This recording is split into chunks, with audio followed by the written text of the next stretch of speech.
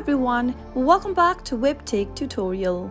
In today's video, I'm going to be showing you how to change username on Plex. If you're looking for a way to change your username on Plex application, then it's a straightforward process. Go ahead and open your Plex application and make sure that you're logged into your account. Once you're logged in, go ahead and tap on the menu button located at the top left-hand corner from the main homepage. You will then be able to open up an expanded menu. Now, simply tap on your profile picture located at the top left-hand corner right above the home option. This will then open up your profile. Tap on Edit Profile and tap on your username.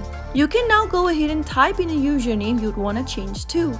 And once the username is available, tap on Set Username. Soon after you do that, you will be able to change your username for Plex. So that is how it can be easily done. If you found the video to be helpful, go ahead and give us a thumbs up. Don't forget to subscribe to our channel by hitting the subscribe button. Also press the bell icon so that you'll never miss another upcoming upload from us. I'll see you again in the next episode. Goodbye till then.